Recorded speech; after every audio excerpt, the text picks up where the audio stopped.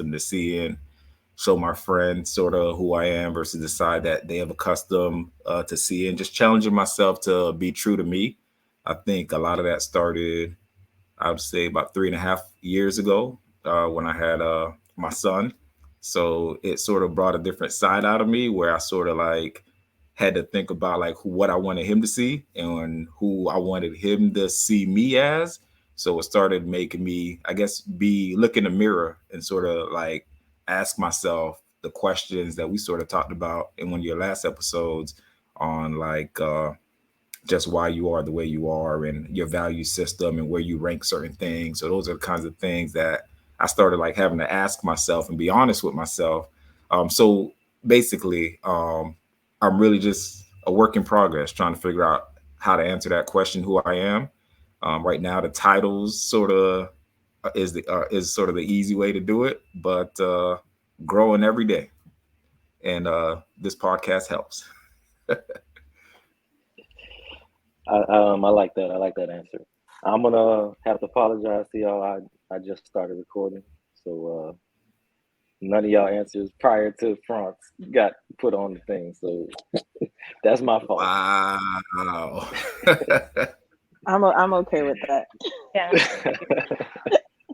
Now that I hear everyone's opinion and what they say, I can add more fluff. You gonna add some more fluff? But all right, Salicious Mona, it's your turn. Okay, so I would say I'm like I feel like I'm a caregiver.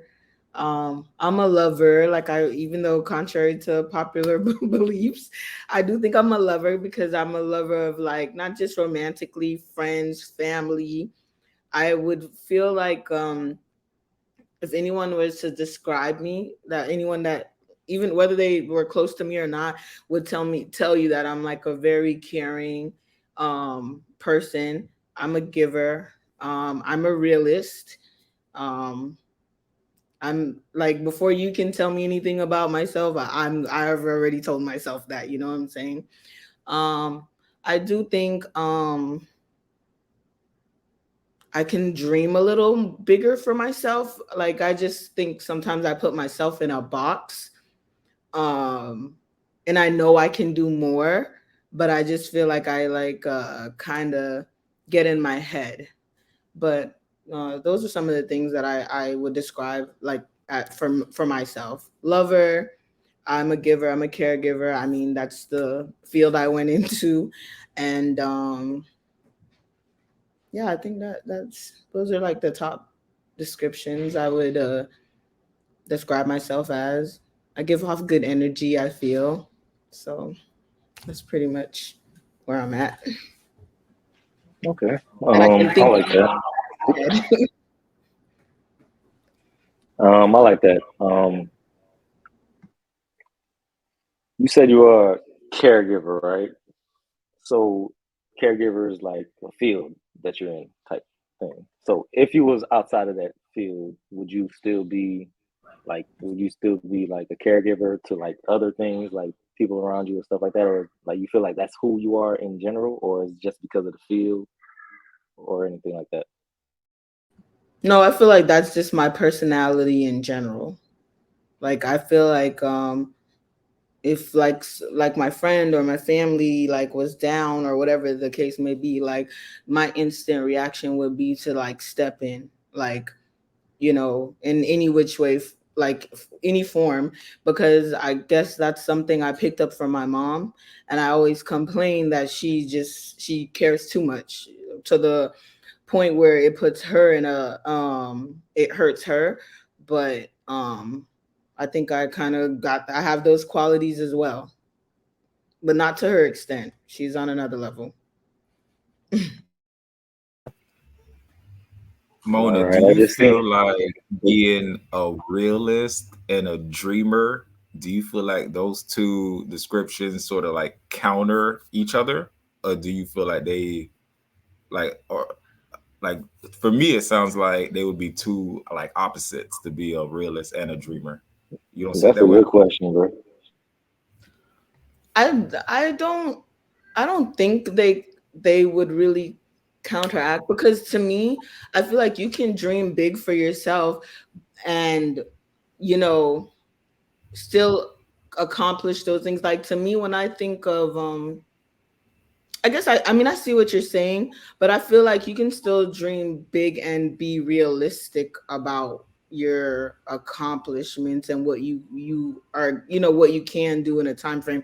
When I think of like I guess you're saying from a standpoint of these people, like these people that'll say, "Oh yeah, I'm gonna freaking build The a astro. mansion in like 2 months and don't have a job or the income." Like maybe, Yeah, I'm thinking more so like, okay, I can build a mansion, but okay, what is my 5-year plan? Or, whatever the case may be. Okay, you're got gonna you, got be a you. singer. Okay, what is the plan here? It's not gonna be like these people that are like an overnight success in their brain. So I mean, I kind of see what you're saying, but Yeah. that's Okay. my thought process, I guess. Because So I you're think more I we thinking kind of of like goals and think, stuff. Like you got goals instead of like, because dreams to me sounds like fantasy stuff. You know what I'm saying? Like you have, like you're a goal oriented person type. You know what I'm saying? but That's then what I it feel sounds like like to you're me. putting the word dream in a box of people that are unrealistic. Hmm. You can still have I mean, you can still have dreams and aspirations and that are achievable. I But that's what mean, I'm saying. If they're achievable, I feel like they're goals more. You know what I'm saying? Because there's you got steps towards to work towards it. You know what I'm saying? And that's more like a goal to me. A dream is something that you believe in. That's fairy, not even fairy tale, but like a dream is like, oh, I want the Prince Charming.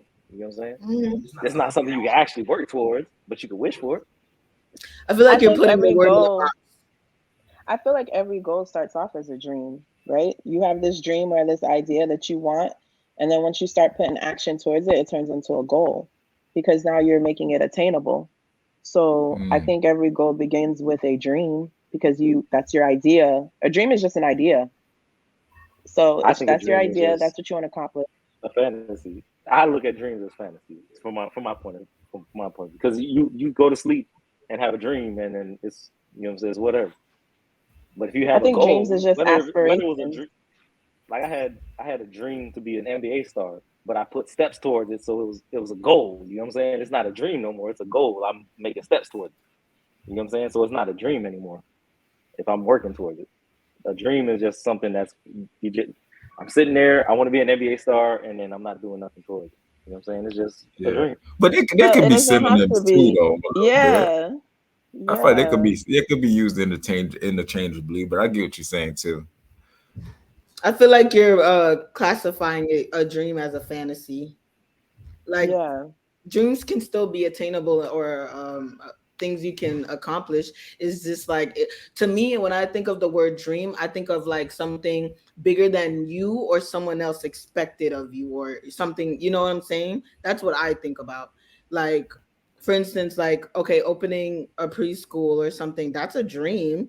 Or opening multiple preschools, that's a dream. It's still it's attainable, but it's like a really big goal that you probably or someone else probably thought you wouldn't be able to achieve. So you open one preschool, now you have a chain over all over the US. Like, you know what I'm saying? Like that's what Oh I yeah, think. that makes sense. That makes sense to me. That I get it from that. Nah, I can see for that. That makes sense to me. I have a. Um, Do you guys think? Oh, I'm sorry, Mr. Cladarius.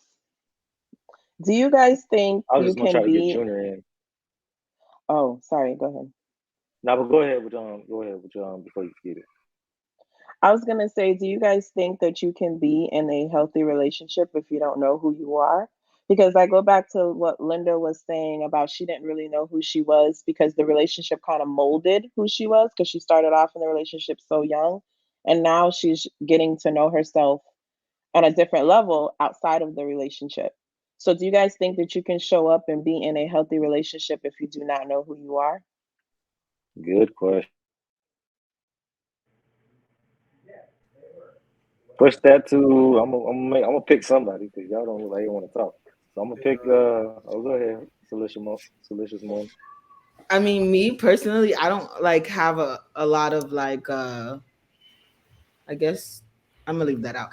But do I? I'll just answer the question. I do not think that you can be in a healthy, honest relationship if you can't be honest with yourself. Like it doesn't make sense. Like if you can't even, if you don't even know who you are, how can you define something with another person? Like that, it just does not. It doesn't make sense to me. Like I don't understand. I don't. I wouldn't. I would not know how that would work out long term to me. Like to effectively communicate, to effectively love, like and have like healthy a healthy emotional connection, you have to first define you as a person and yourself and your heart and what you want. How can you communicate what you want and your desires if you don't even know what they are yourself?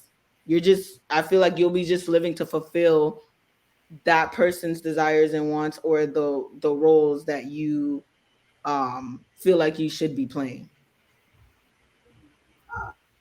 I think that, sir, I think you can be in a healthy relationship, but I also think that it's going to be some unhealthy parts in that relationship. Like as you're working to learn and grow and know yourself, and I'm sure your partner is too, there's going to be some bumps, some bruises. There's going to be some unhealthiness in the relationship.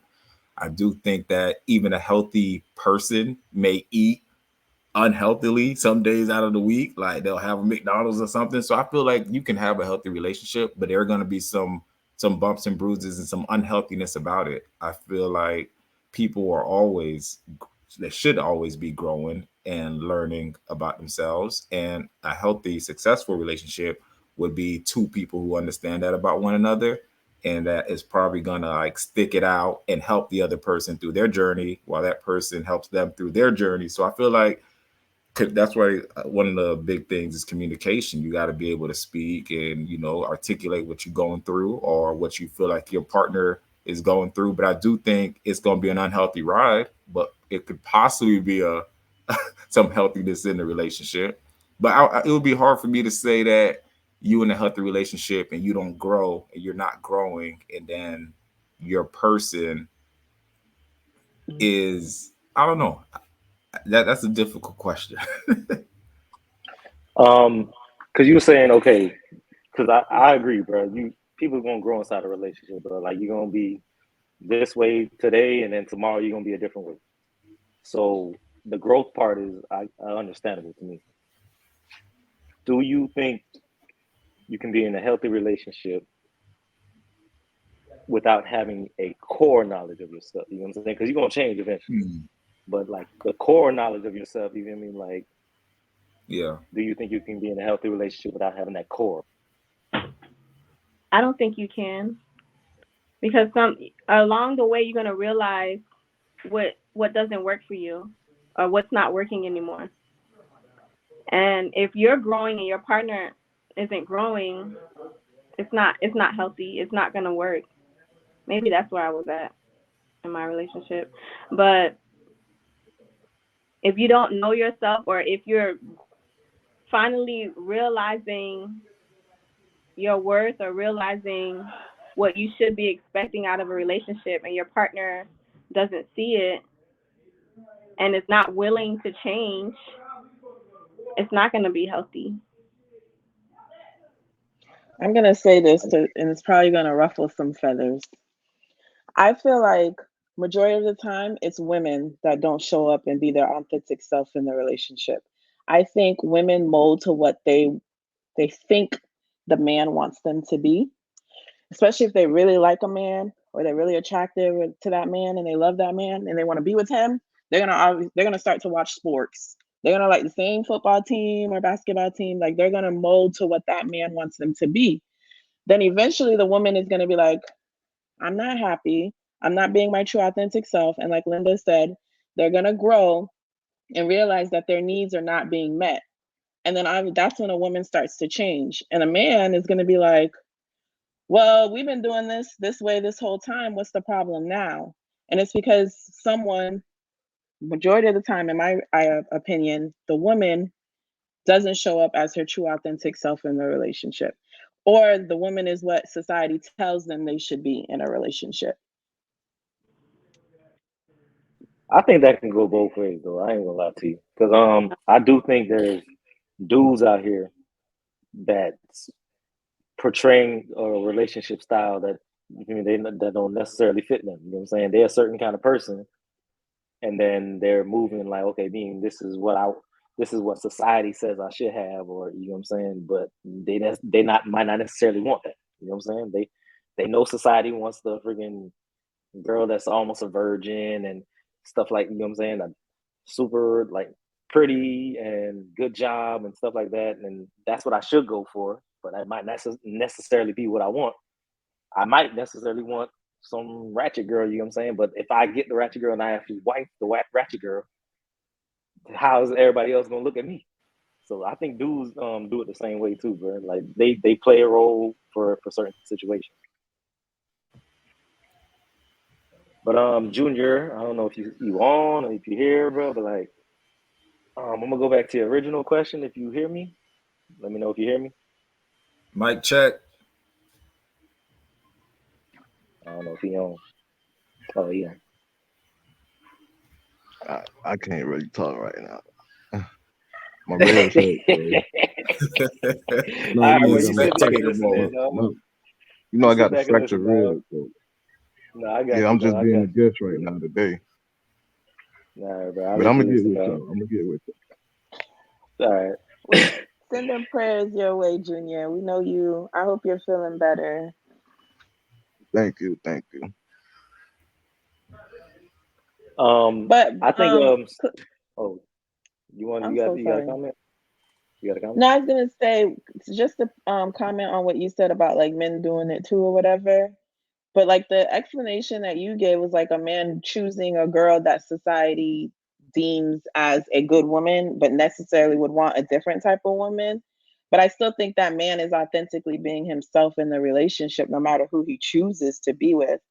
I think women change their personalities to fit the man more so than the man. I don't really see men changing who they are to be with specific women.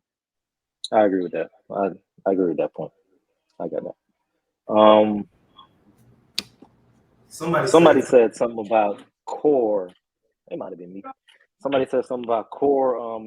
Can you change or can you be in a healthy relationship without having your knowing your core? So my question now is, how do you find, because we what we call it again, podcast that's focused on like results and trying to figure out stuff. So how do you find who you are at the core? Like what, I know a lot of people said they not don't necessarily know who they are, but if you wanted to guess or give an observation or try to guess, how would you find what your core is? I think in order to figure out who you are at the core is you got to strip away all the titles. Because every time somebody asks you who you are, we always lead with titles. I'm an AP. I'm a woman. I'm a marketing director. We always lead with titles. So strip away the titles and then who are you? Outside of, because a lot of people identify themselves or even like their self-worth based on how many titles they have or what they've accomplished. So outside of that, who are you? I think that's the best way to answer the question.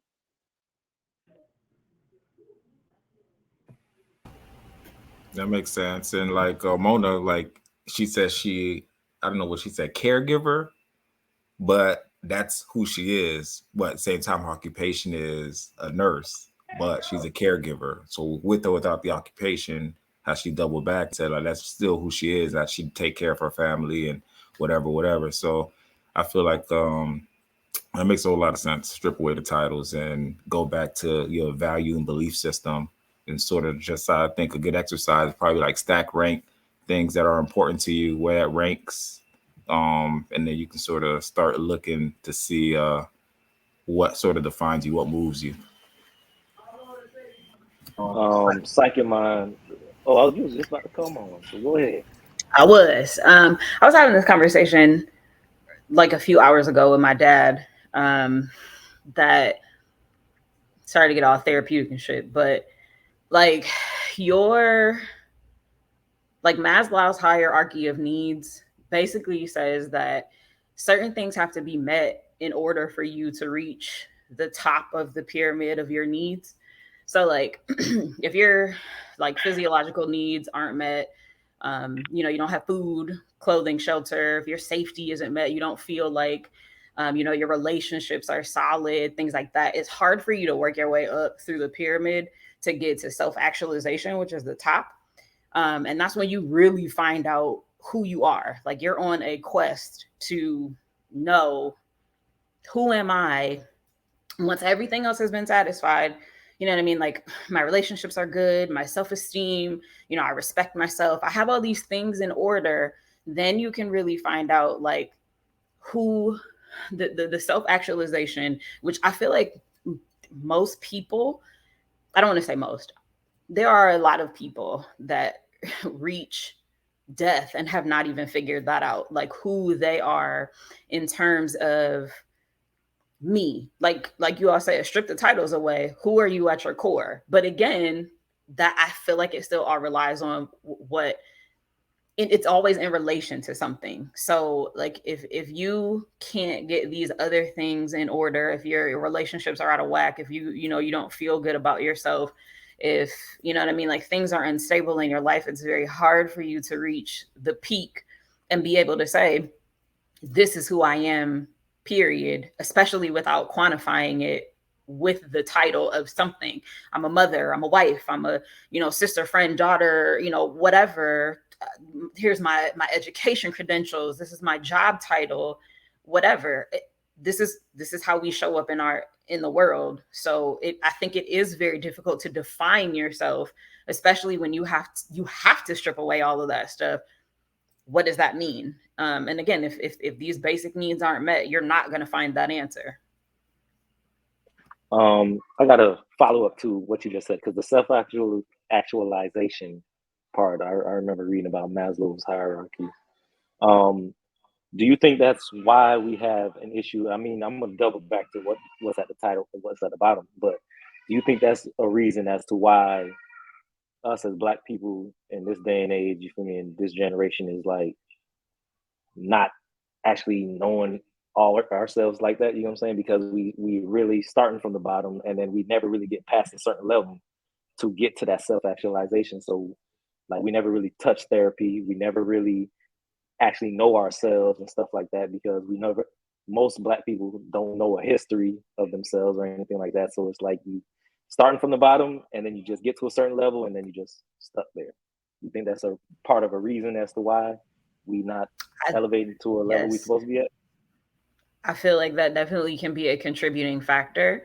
Having an identity as a Black person in America is hard enough as is. Like trying to figure out where we fit without having society tell us that we're not good enough, we're not whatever enough, um, can make it very difficult to then try to figure out who you are and, like I said, how you show up in this world, especially when things tend to be against us, and we have to work that much harder just to get what other people are given.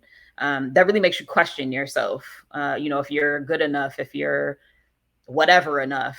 So yeah, I definitely think it can contribute to that. Yes, 100%. Yeah, and to add, as Have, a you working just to survive as a Black person, and most of the time you working just to get by, just to get your head above water, just to live day to day and just pay the expensive, put a roof over your head. So you don't really have the capability sometimes, the know-how, the resources to even explore different things to sort of start to tell you who you are and how you react in this environment versus that environment, or travel, or just put experiences around you that you wouldn't have had to sort of help you identify yourself. So I think when you guys talk about sort of that hierarchy, I think either the first or second layer is just basic needs. I feel like a lot of Black people, we're right there. Like we don't have the resources to even start to explore. And I think I because most of us are at a level where we're a bit older now, successful, we got resources and the means, you probably hear many of us talk about finding ourselves and exploring who we really are, because now we finally are able to do some of those things where we weren't sort of growing up. So So I like the point you said of resources. Do you think, because I feel like all of us in this little podcast right now is have enough resources to where we took trips here, did this, did that, you know what I'm saying? We did some stuff. And I think in my mind, that's what starts to make you know who you are, is doing different experiences and doing different stuff. Like you find out who you are by the different things that you run it do. You know what I'm saying? Like if I never like my wife took me and jumped out of a plane, you feel me? I would have never known. Okay, Vima, I'm a type of person that I'm cool with this. You know what I'm saying? I can do this, and I'm brave. You know what I'm saying? Like I put that on a core thing now. You know what I'm saying? I jumped out of a plane. You know what I'm saying? I can put that as a core. I'm brave. You know what I'm saying? So I feel like because of we don't have resources in general as Black people, we can't do many experiences. So we stick to the experiences that we normally have. So therefore, we are just like every other person that's in that experience bracket, and we don't necessarily grow out of anything and then make a difference. Because I think who you are is what makes you different from everybody else.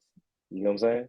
And then if you don't have the resources to even explore who you are, you're just the same as everybody else because you're just in the same spot as everybody else. You don't know what's different about you. but dog say he brave. You had to learn Um, that from jumping out of a plane. I I mean, mean, it's solidified. I feel like we're at this stage where we can create our own experiences versus our counterparts who were able, who parents were able to put them in different activities and they were able to figure out what they do and what they like and what they don't like versus where we didn't have those options because our parents were barely making it. There was no extracurricular activities. So I see that now with my children where I'm able to put you in this and put you in that, see what you don't like, what your strengths and weaknesses are, where we didn't have that option. So now I we're feel like that. we're slightly at that point where we're able to finance those different activities where it's not hurting our family and we have that extra income. It's not much, but it's just enough where we're able to travel and see different places because we're just like, two or three steps above our parents. We haven't ventured off that far yet. So that's why I don't know if that makes No, sense. I No, agree with you. I agree with you. Because I definitely think my kids experience things that I didn't get to experience at all. You feel me? Yeah. At a way younger age. So I Yeah. definitely think them growing older, they're gonna know who they are more Yes. because they're experiencing stuff way younger. You know what I'm saying? They're gonna know exactly who they are when they get older. You know what I'm saying? I think that's how it works. But we are in a we as Black people is in a position to where we couldn't do that. We had to start from the bottom, and then like the white kids, you know what I'm saying? Their parents was taking them. Like I said, I said this in another podcast, but I didn't go to Disney World until my son went to Disney World. You know, so like white kids were doing Disney World and all this extra stuff. You know what I'm saying? Willy nilly, every other summer. You know what I'm saying? Like they knew themselves. Okay, well we did Disney World, or we did Napa Valley, or we did such and such, or here. You We start had to summer the learn best. camp. yourself. I like this. I like that. I like, and then you go, oh, I'm this kind of person. Oh, I'm not the kind of person kids that does going to that. Napa Valley. But Child, they they got get money. I just brought up some dumb stuff. I'm just saying, but I'm just but saying. they've been on the airplane, they've traveled, they've sat at restaurants. I feel like as a child I didn't sit at no restaurant unless it was a school field trip I never or been to a restaurant until I grew up. in college. Like My we mom didn't have took me to Sizzler one time, and I dropped the cup of water all over the table. And you never go back to a restaurant. I I don't know want my to piggyback off of what Franz said um, about survival mode. Like the thing is, us and the background and our backgrounds and financial status when we were younger with our parents. It's like we don't you don't have time to explore. Like, we're just trying to survive. Like, just think about if you were in your bed, you and your wife, you're laying in your bed and like you're naked and someone breaks into your house. You don't give a damn about what you look like. Your first instinct is survival mode. I'm running out of here. I'm trying to get to safety. The last thing you're worried about is which, how you look, or your emotional aspect and all of this other crap. So I feel like our mindset, especially for our parents, and I mean a little bit for me, like growing up in my 20s and stuff, I'm just trying to survive in America. Like, I'm just like trying to like literally meet my basic needs. Like, I need shelter, I need finance, food and this and that. I'm not worried about emotional aspects. I know that's pretty much probably my mom's entire adult life is like literally surviving. She doesn't have time to deal with the fact that her mom and her dad died. I like literally seen my mom lose three siblings in the same year, and literally she's like, "Oh, I got to go back to work." Like, no, there's no time to process and think about your mental health for them personally.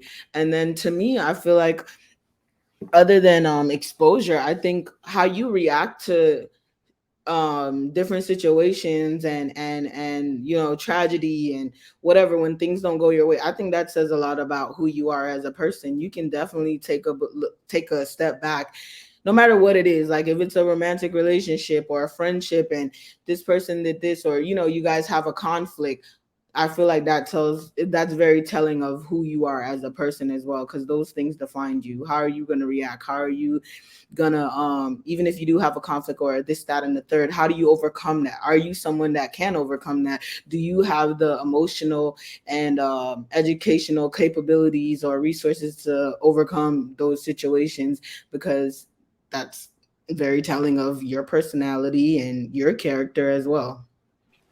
So, would you say your mom has those traits that you just described for the simple fact that she saw three siblings pass away and then was like, stuff still has to get done. You know what I'm saying? Like, I still have to go to work. Bills still got to get paid. You know what I'm saying? So, do you think those attributes that you just described are part of your mom? She just didn't have to, she didn't get the chance to fully blossom because she had kids and stuff to raise, but she still has those attributes to where, my bad, those attributes to where she's okay, strong. You feel me? Strong individual. I do think she's a strong individual, and because I mean, to me, like, if you raise five kids on your own and you're like literally, younger than 30, 32, you have to have some type of strength, and you're like an immigrant, and overcame that, and just made a life for yourself. I do think she has strength, but I do think my mom definitely, I don't really see her I don't really see her like really deal with like, I don't really see her express like emotions about things that are like difficult in her life. Like, I've never really heard my mom, she'll say she's sad, but like someone like true hurt, I don't really see her express that to us. Like, she's very like emotional with us and whatnot, like in regards to any like happy event, but tragedy, emotions, like she'll say she's hurt, but I don't really see a true expression of what's really going on internally. And I think that's just something that she just keeps in, because she doesn't, I don't know, want to worry us or make us, I don't know what it is, but I don't feel like she really knows how to deal with expressing those things. I will say that. Oh, I got a question actually. So I'm just thinking about this as just another way to view it. So let's just say a customer service representative gets a whole bunch of experience, gets a whole bunch of opportunities, get good at their job, and they get a promotion. And then they get good at their job, then they get a promotion, they become a manager. So they got all these experiences and opportunities which allow them to grow to be a manager. But at the root of it, who they were probably hasn't changed that much. It's just because of the experiences and the opportunity that they had allowed them to grow into this new role. So we all have nieces, nephews. Some of us have kids. Can you say like based on like who you can tell who they are, like at this age, at 2 3 years old, 4 years old, you can see their personality at the core, you can see who they are? Or do you think that they require a set of experiences, activities, or opportunities to become a person and to know themselves? Or is it really at the root and you can tell, like, if you strip everything away? Basically, is, I don't know if that makes sense what I'm trying to ask here. Yeah, Because then, kid I think every kid, even like everything, kids are blank slates. They come out with a blank slate. So everything that you know them to be is based off of their experiences. So I don't think anybody's born with a personality. Like I think it's based off of their experiences around them, and they either absorb personalities from like their parents. Because if you look at your own personality traits, we can all identify certain ones that we got from our parents, and then certain ones we got due to a certain experience or things like that. I don't think anyone's just like, I'm looking at my kids, like Junior got a slick mouth. I know he got that from me. You know what I mean? Like, I just feel like their environment molds them. Like I know, for instance, Junior is very like quiet, shy, introvert or whatever. But then when he started going to school, he had to step it up a little bit. So his personality changed a little bit. So I think it experiences do kind of like mold the personality, if that makes sense. gotcha. I agree with that point. Because I think kids come out with like an internal like blueprint, and then as they get older, the stuff you expose them to, it's like the blueprint expands. It's like a graph or a web or something like that. Like they start off with a core, that little circle in the middle when you used to make them circle graphs, and then like they got some points on it. They say the like, I like blue, I like this, I like that, and then as they grow, it's like blue, I like blue skies or blue. It starts to spread out, and but it's still their basic core from the jump. So I think they come out like that.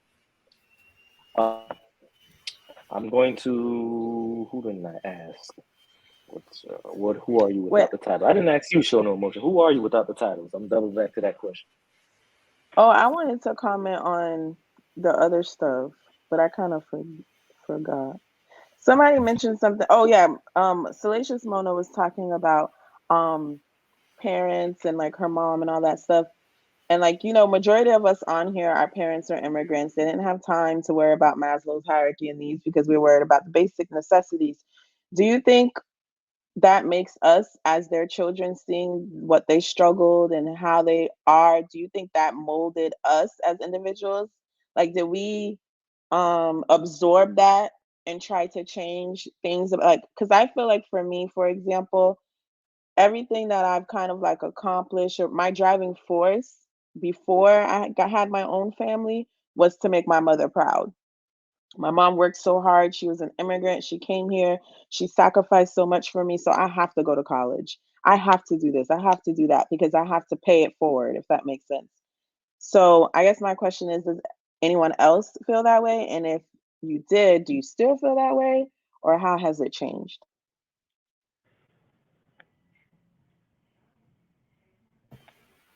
Don't all jump in at the same time.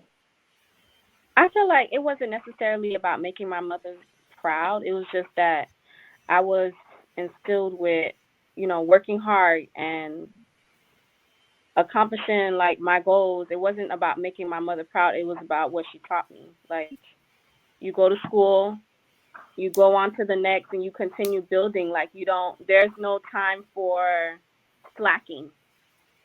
Like you do what you need to do. It wasn't about making her proud, but what she taught me was like you work hard, and then from your work you'll see your reward. That was what I feel like my mom taught me.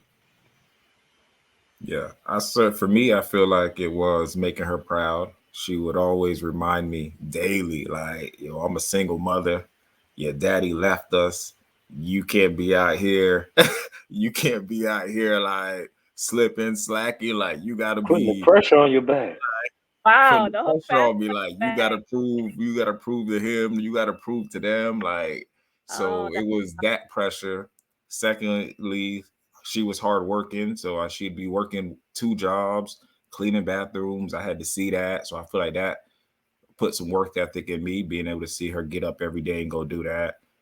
Whether she was sick, whether she had a ulcer in her leg, still getting up to pay the bills. So I know that motivated me and sort of helped drive and instill the work ethic in me.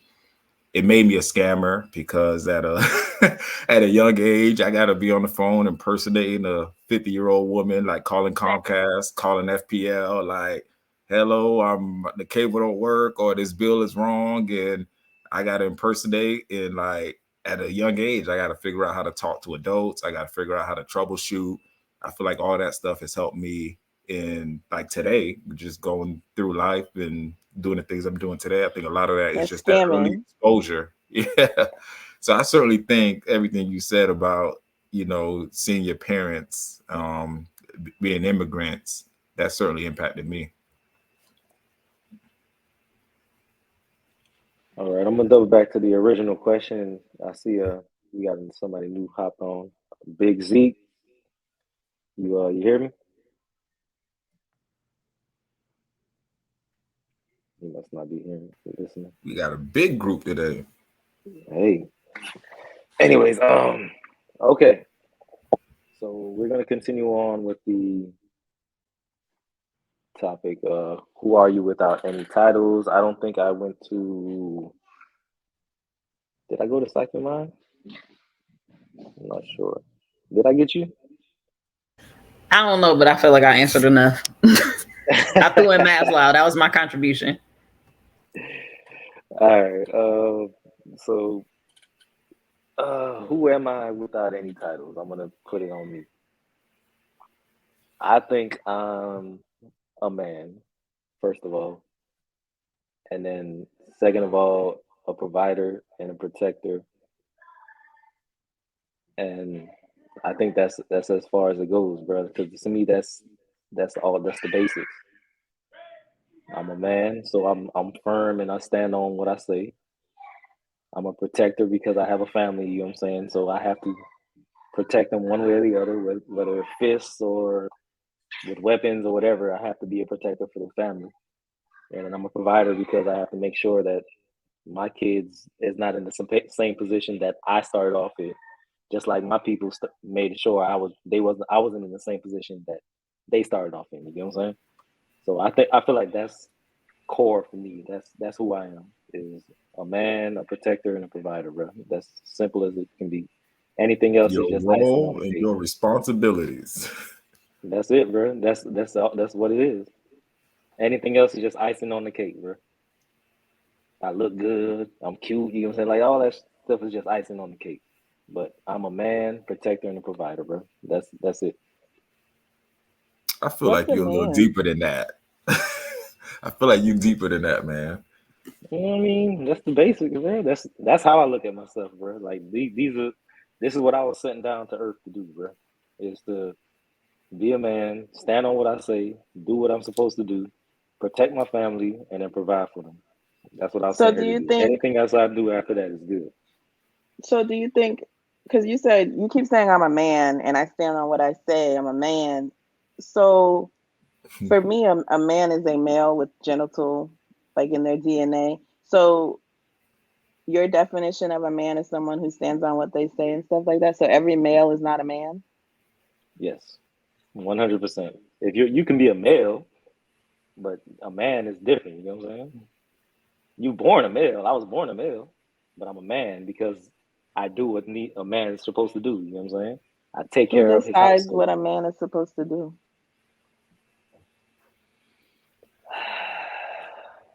Hmm, that's a good question, bro. I Because to think me, he that's a decides. role or a title. But as So I'm who saying, decides? I think there are general rules to being a man, just like there are general rules to being a woman. And then from there, it's like extras. So the general rule of being a man is you stand on what you say, you do what you're supposed to do. If you say you're gonna do something, you do it. You take care of home. Like those are general rules of a man. You know what I'm saying? But I feel like that's what you were taught as what a man is. I feel like you can go into a different household and their parents is instilling into a male a different of what a man should be. Like So that's why I asked, how do you define what a man is? Because it could be different based on your culture, your upbringing. It's just different. What makes you a man? But that's what I'm saying. A man is a definition. You know what I'm saying? So, like I said, you can be born a male, but the definition of a man, there's a definition, just like there's a definition for blue or a definition for a rock. Like it's a certain thing. You know what I'm saying? So, like the definition is the definition. But who made that definition? Same person that made the definition of a rock. I don't know. But I don't think there is a. I don't think what your definition is. I don't think that's the definition of a man. I think if you look in a dictionary, a man is just a male, an adult male. I think you put in So, the stand on and protect and this and that. I think that's your definition of what a no, the man is. protecting those are separate. The man was for one thing, but the protect and provide was another thing. But what is your definition of a man then? I don't know. I think society just tells us what we should and shouldn't do, and I think everybody can define themselves. I feel like that's what you think a man is, but somebody else can be differently and still be a man. I think that's just society defining roles and gender thing. Like you're saying, oh, a woman is this. That everybody's different. You're still a woman, but I think again going back to your experiences and things like that, that molds you. But I don't think if someone doesn't stand on what they say, they're not a man.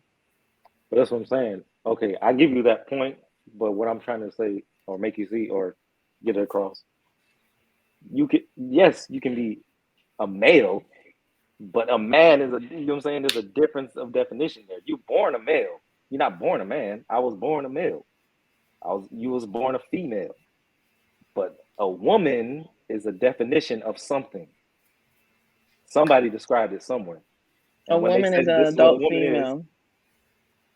okay, well, that's what it is Stop. then. I'll stop. That's what it is then.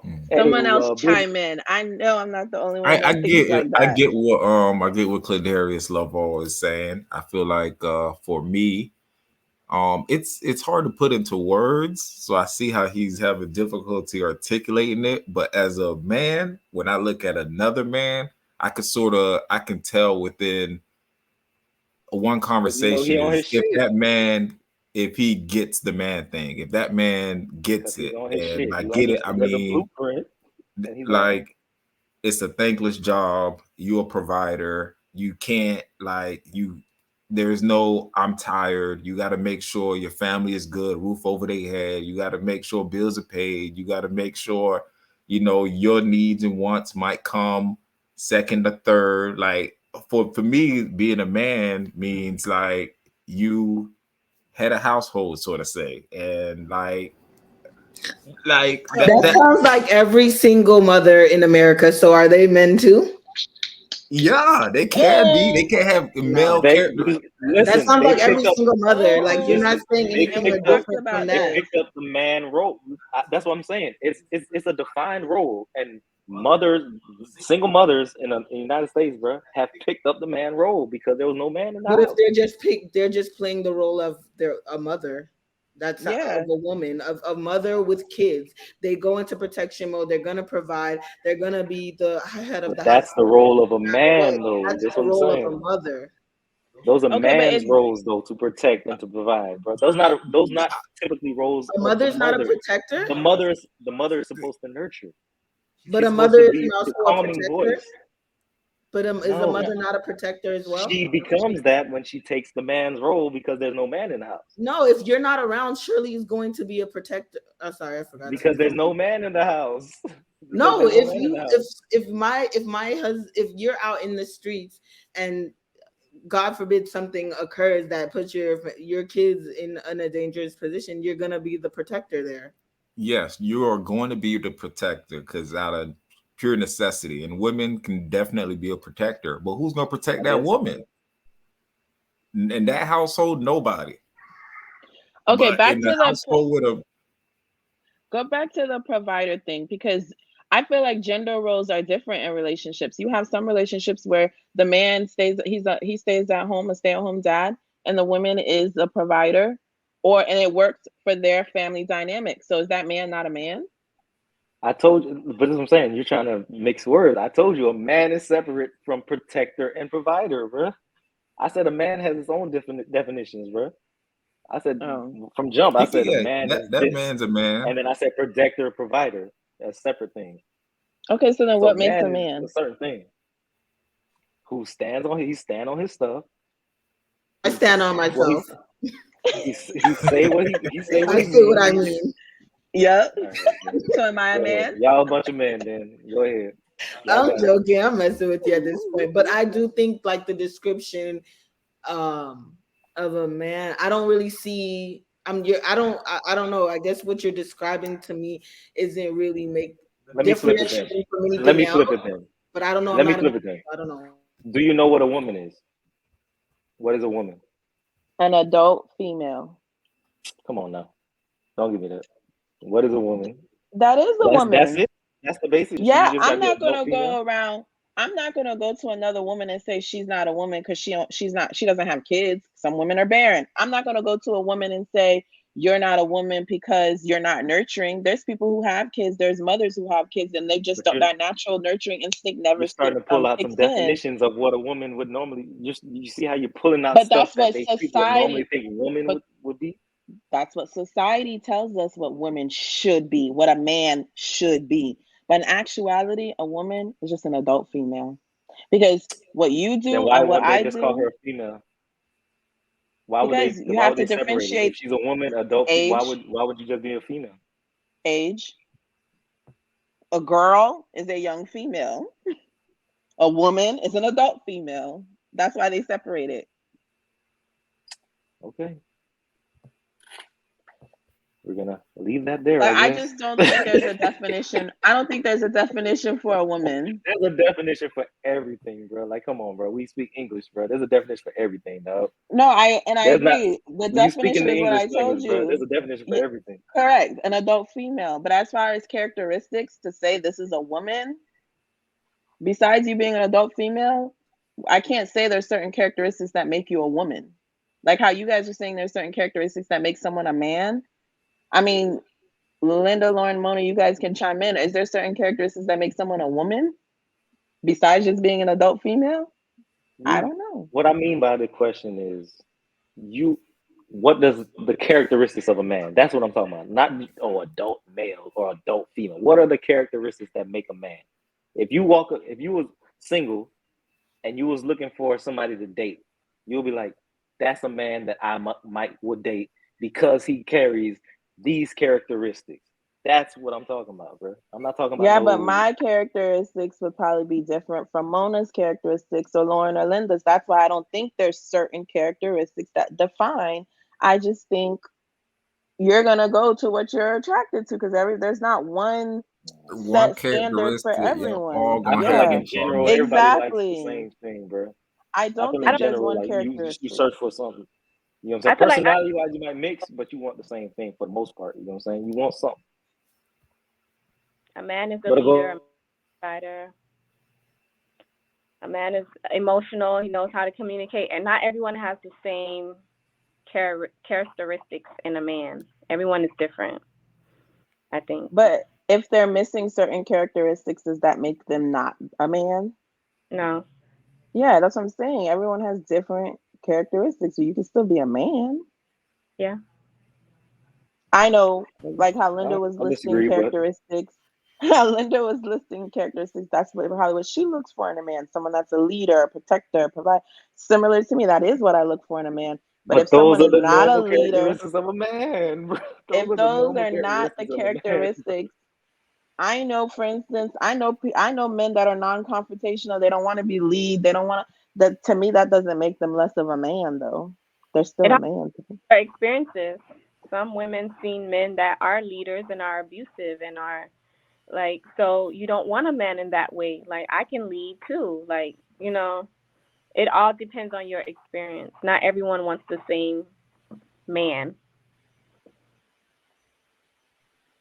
Well, I'll let y'all have that one. I ain't finna go back and forth. Not today. Not today. But Zeke. Big Z. But matter of fact, um let me Zeke ask in this the brother real building. quick. Give me a second to put this up. Go ahead and introduce yourself, brother. Hello, everybody. My name is Zeke. Nice to be here. Just sitting there, listening, learning. That's it. I will make a point to say I do think it's kind of unfair for us to really tell them what a man and what a man isn't, because we're not men. Yeah. We have different experiences. We have different like the reactions to certain things that a man or a woman would do would be totally different from different audience. So I don't think it's fair to kind of put our like define it. You know, it is what it is for them. But I mean, input, of course. But yeah. Yeah. Y'all All right, sort of well, got me in the trick bag too, because I was gonna say, like, a man just handles his business and stands in the gap. If he gotta be the stay-at-home dad, he fills that role. If he gotta be the provider, the leader, and go and be the breadwinner, he fills that role. But then at the same time, I started to think about it. I guess a woman can do both. Like, they'd have to adjust and do both too. So I'm like, I get what you're saying. Man and woman, they both can do sort of the same things interchangeably. But Yeah. you just, I guess it's just a feeling like, yo, he a man. Like, I don't Yeah, know. y'all aren't saying anything special. I think that's where we're Yeah, coming from, because these yeah, are yeah, all things that I said I feel like single women do every day of the week. but I Single feel like that was the default. Y'all had to, like, single women had to do that. You know what I'm saying? But that's not they natural what they aspire to do. You know what I'm saying? That's not, they don't aspire to sit at the house. You feel me? And if a bump goes in the middle of the night, go downstairs. You know what I'm saying? And be like, oh, what's going on? You know what I'm saying? They don't want to do that. You feel me? But the man, you feel me? He knows he has to do that, bro. Because I'm a man, bro. I walk. If it's a bump in the night, I'm the one got to wake up, go downstairs, and be like, "Yo, what's good? What's good?" You feel me? That's Because I'm a every man. You know what I'm saying? that's There's a not difference. every man. yeah. That depends on your upbringing. Some men were babied by their mothers. They don't know how to do that. They don't know how to be a man. Like that again, that may come from a single household, like a single parent household. Well, maybe I'm getting the definition of man and woman wrong. So y'all let me know what y'all think a man and a But woman that's is. the thing. Let me know. Let me You know. can't define what a woman is. Not all women are nurturing. Not all women are stay at home. I'm gonna cook a meal. I'm gonna be Yeah. submissive. Not all women are like that. It all depends on your experience. You can't take that from away from. I ain't gonna lie though. I didn't learn how to take out the until I was married. I ain't learned how I to ain't take gonna out lie the to you. trash Same until I thing. was married. No, Because that was She took out right, but that's my wife it's some took other out the stuff, trash bro. like twice, and she like, yo, like, you supposed to be taking out the trash. I'm like, what you mean I'm supposed to be taking out the trash? Like, why you can't take out the trash? So, you learn. I, I really had to, like, damn. Then my mom really like had me in this little, like, she was taking out the trash every day. I thought that was normal. So that's something I But it had to was, learn. Like, that's a man's duty and responsibility to take out the and that's what I'm trash. saying. There are, you know what I'm saying? There are certain things that, like I said, bro, words don't just come out of thin air, bro. There's definitions to this stuff, bro. You just said taking out the trash, you know what I'm saying? That's a man's role, you know what I'm saying? Yes, a woman could do it. She can do it. I But sure a man, that's a man's job, you know what I'm saying? Wash the car for your wife, you know Exactly. what I'm saying? Put gas, you know what I'm saying? Those are things, you know what I'm saying, that a Wash the man does, bro. car, put gas, yeah, Yes, all bro. that. But Those are in the things that a absence man of a does. man, women do these same things though. Like it wasn't until I lived with a By man that default. I stopped taking out my trash, that I stopped opening my Mhm. car doors. Like I was doing all of the things because it was out of necessity. It was the absence of a man. And I don't like, not saying this only because I was watching The Shy before I got on here. Trans men will say that they're a man because I no. feel like I'm a man. Would But y'all that's what I'm classify trying to them as a get, man? you know what I'm saying?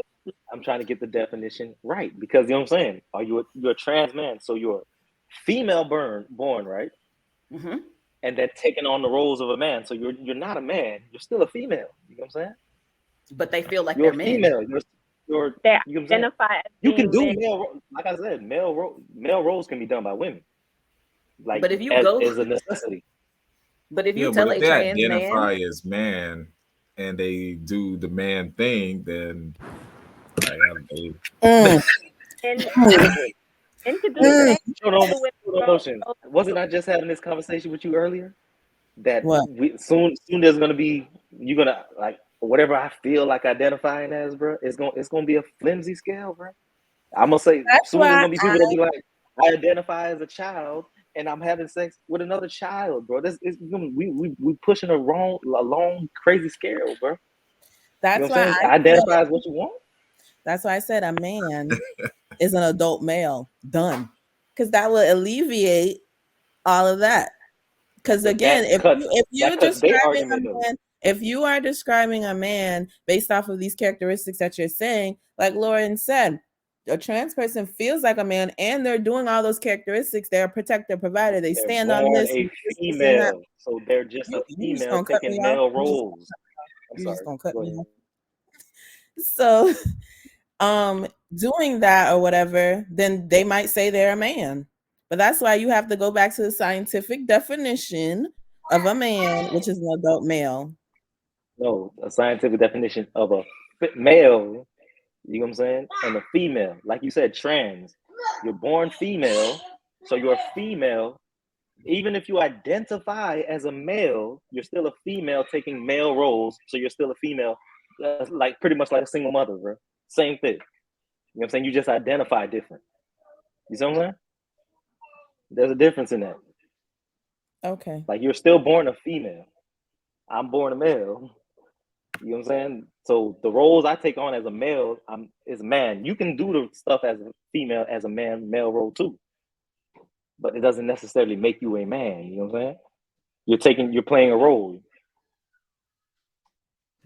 Hi, But to continue the Brandon. conversation, Hey. um, Say hi. who am I go to?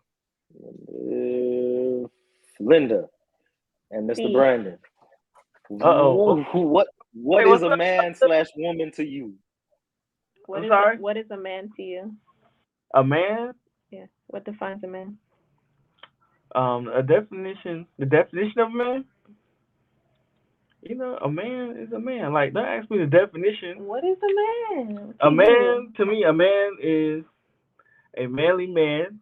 He has, biologically, he's a man. He has both parts. That's it. There's no other way. What are the characteristics of a man? Let me put it that way then. Make it a little easier. So before you can get some little verbs in there.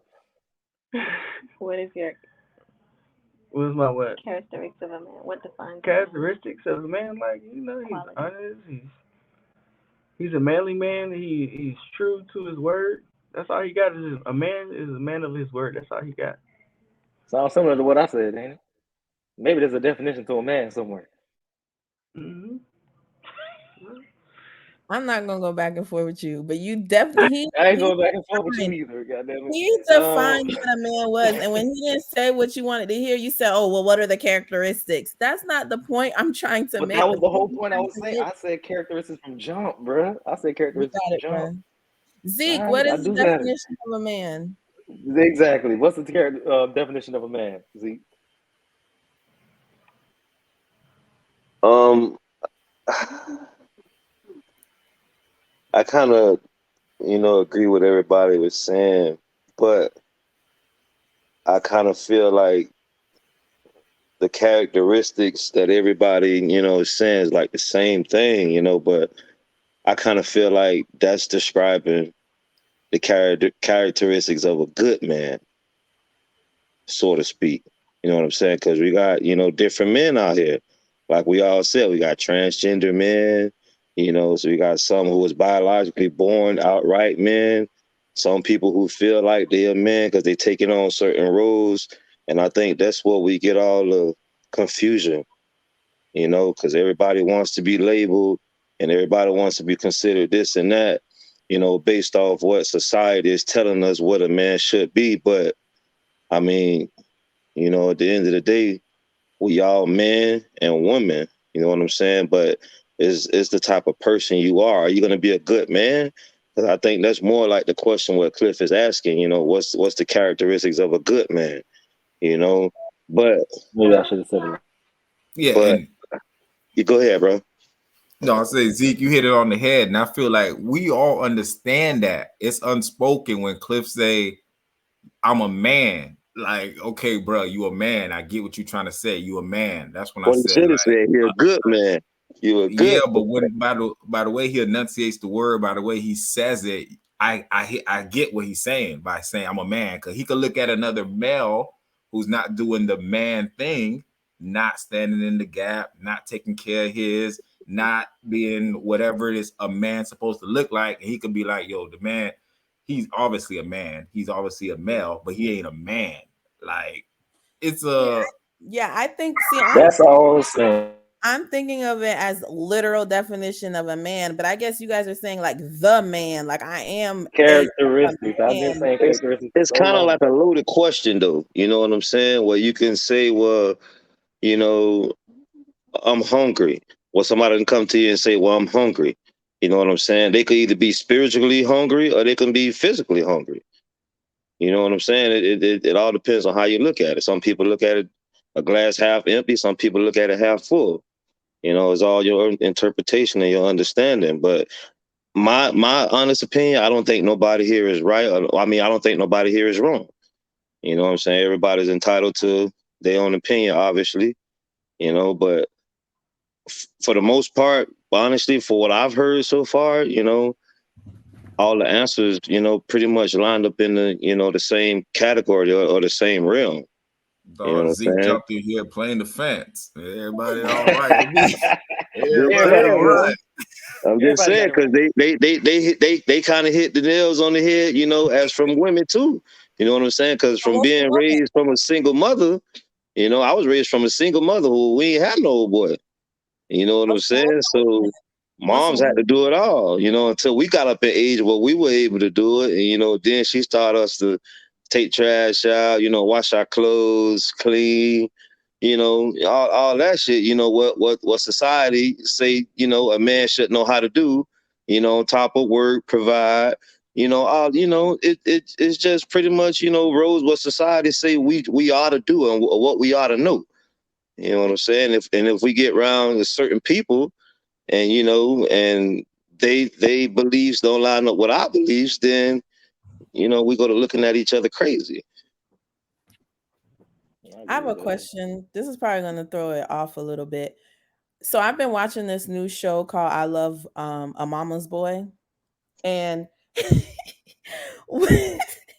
sorry, what they all have in common were that they're pretty much raised by single women, and there's no man in the picture. So a lot of you on here is saying you were raised with a men that were raised by single women. One question is, what do you think the new well, let me ask the females. Do you guys think the new man, because majority of the men in our generation were raised by single mothers, because we all know the whole era, crack epidemic, all this stuff, a lot of men were not in the homes anymore. So do you guys find yourselves meeting or dating or seeing guys that are more like mama's boys because they were raised by these single women? Mm. We're gonna start Yeah, with oh, yeah, you you wanna got to start, be Z? honest. Go Go ahead. ahead, bro. No, I was just gonna pass it, try to get the torch rolling to everybody, but go ahead, start it. I would say yeah. I would say yeah. You know what I'm saying? Yeah. But that's honestly speaking, because I was a mama's boy. You know, I mean, I still am a mama's boy. But there's certain things where once you get out on your own and you actually get with you got your wife and your family. Even before you married, some shit just gotta cease to exist. You gotta grow up out of some shit.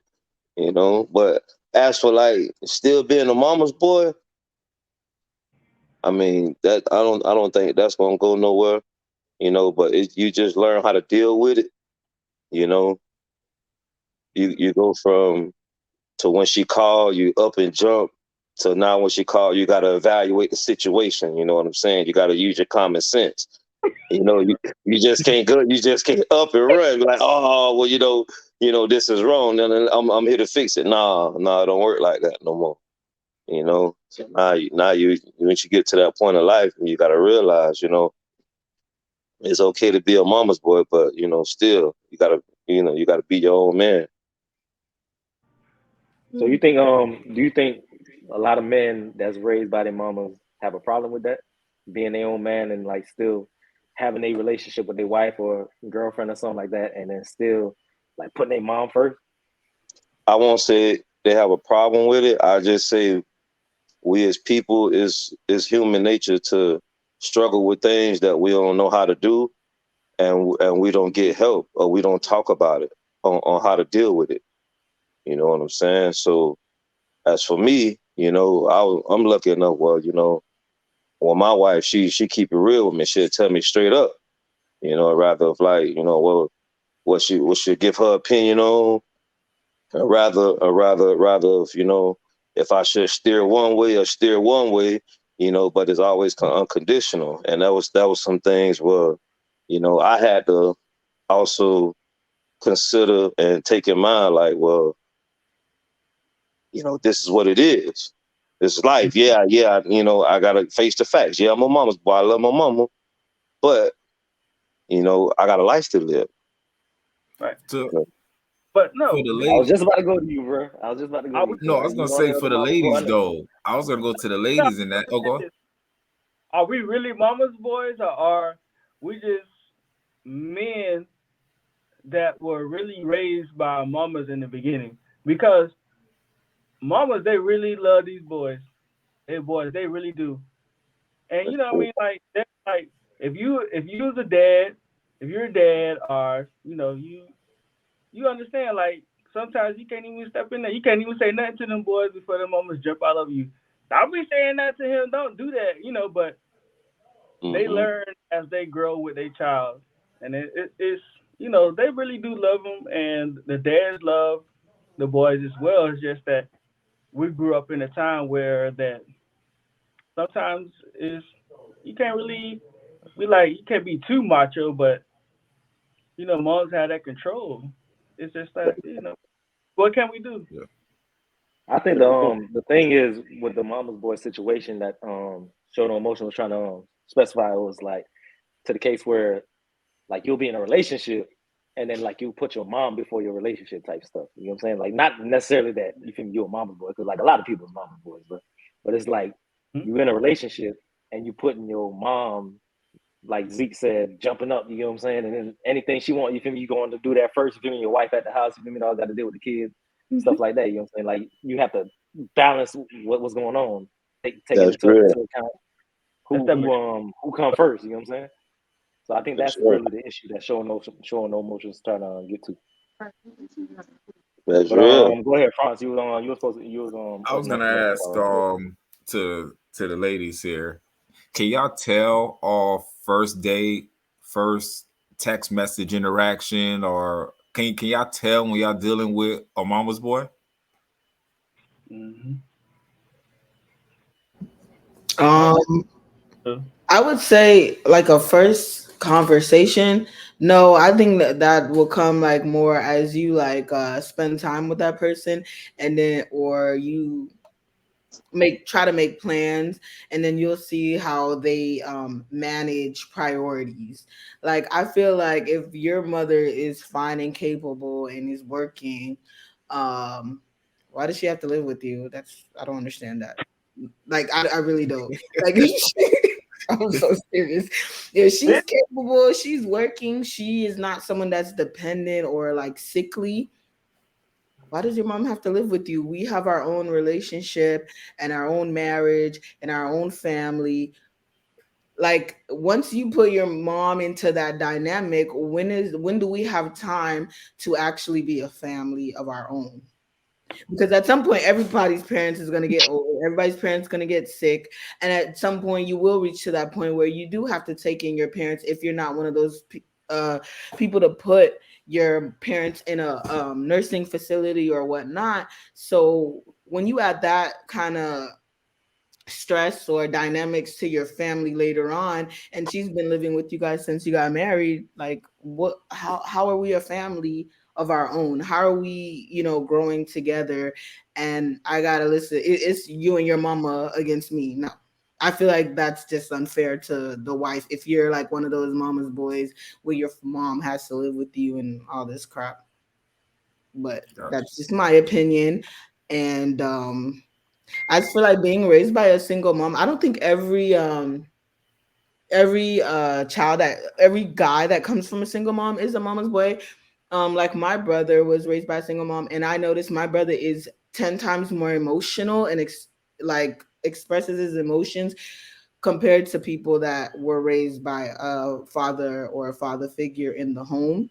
I do realize that, but he still stepped into his role, I guess, like some of you that were mama's boys, I would guess, like, you know, the definition. And I also think that the dynamics of that depends on the mom. Because my mom is a step back. You're a man now. That's your wife. You need to go be with. That's your family. Take care of your family. Whereas the issue sometimes lies in the moms that don't know how to let go. Hmm. Where did everybody go? I don't know. Oh, I was like, oh yeah. So I think it's more the issue is where it comes in, like the moms that don't know how to let go and take a step back. I will say. So you think it's more on the moms then? I Like the would say moms are too both. clingy. I would say both, but I feel like if it's worse on the mother's part if it's a mother that doesn't establish like you're a man now, you have a family, you're a father, play that role. Don't worry about me. I feel like the son would let go a lot better versus a mom. Well, I called you to come fix this. Okay, mom, but I gotta go do something with my wife. But who am I? But I'm your mom. That Yeah. creates the conflict. That creates the unhealthy behaviors and the unhealthy relationship because then it becomes a resentment factor on the wife's part. You know, like that just creates the issues there to me. Well, for you guys that were raised by single women, do you okay, for instance, y'all see my background, Kendrick Lamar. He has a song on his album talks about daddy issues. I love this song because he's giving a perspective of a male with daddy issues. Usually when you hear daddy issues, you hear about a girl, either she's a hoe or she does this, she got daddy issues, but you never hear about how it affected men growing up in the household without a father with a single mom. So do you guys feel any effects from just being a single mom, or like how did that affect you guys?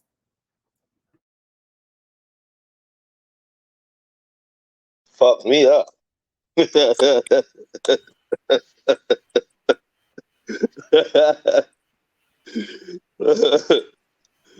But but you know it was one of those things that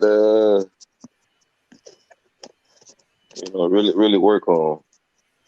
You know, What do you think you felt like you missed the most? Like what lesson or what thing do you think that your father could have brought in that you feel like you had to figure out on your own because you didn't have a father in the life? Like what do you think would have made it easier for you? Like I just want to see the men's perspective of not having a father. We always hear the women's perspective of not having a father in the home. Yeah, I'm trying to figure out, like, even now I'm asking myself the question how it affected me.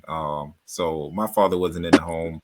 He lived in a whole nother state, but my mom tried to make it a effort to have make us have a bond. So she forced me to call him regularly. She set me to go stay with him during summers when I wasn't in school. So she tried to force a bond and connection. The parts that I feel like I wish she was there was certainly when I started getting into girls, how to talk to girls, the sex conversations. I didn't have anyone to talk to. Um, just bullying at school. Like my mom not gonna understand if I'm like I needed a father figure to sort of help me through that. Sports. So I feel like there were phases and instances where like my mom really couldn't understand. I wasn't comfortable talking to my mom about those things. So I had to seek the guidance of like cousins who were my age or friends who were my age. I didn't have a father to sort of like give me like the advice or how to go about certain situations. So it's a lot of trial and error, but it's difficult for me to say because just I had like I don't know if everybody knows on the podcast, but Cladarius is my cousin, and obviously he had a father figure in his life. So I would spend time at his house, and I would see how his dad interacted with him and his brother. So that would sort of give me a vision of what a father should do. I try to take lessons from their situation. So I try to piece it all together myself. But again, it was trial and error because I didn't really have a father of my own in my house to walk me through those things. But I had a phone call and I had a visit, and obviously I had cousins who had fathers. So I don't know. I can't really put my finger on it, but certainly wish I had a father in the house so I could, wouldn't have to make so many mistakes. I mean, I still made the mistakes, bro, and I had a father in the house, bro. But I had a father that was a Haitian father, to where he ain't tell you much. You know what I'm saying? So like, I didn't get that much guidance from him. Like, I got to look at what he did, and then that's it. So I know he went to work every day.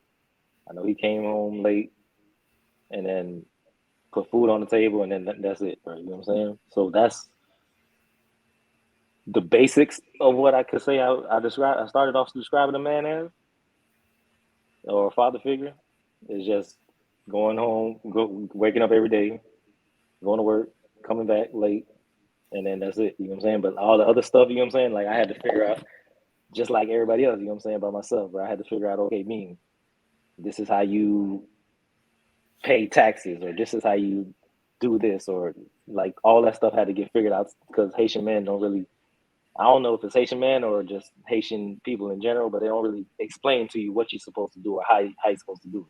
They just tell you that's not what you're supposed to do, and that's it, and keep it moving.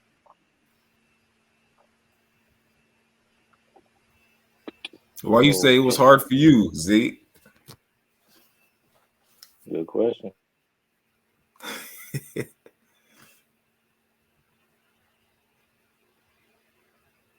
Think you're on You're mute. on mute. Yeah, you muted. You muted. Yeah, my bad. I said it was just hard, bro. Because I like I really don't remember, doing nothing with him, bro. I think I remember, like you said, old girl was trying to, do something, where she was send me and my brother over there. But I think I remember that like 2 or 3 times, bro. And I'm at the age now where, like, when you look back over your life, bro, like, damn, everybody around me, if not everybody, every other person around me, bro, had a father in their life, bro. You know what I'm saying? And like, my old boy ain't teach me nothing, bro. I mean, like, when I say nothing, bro, I mean like nothing. You know what I'm saying?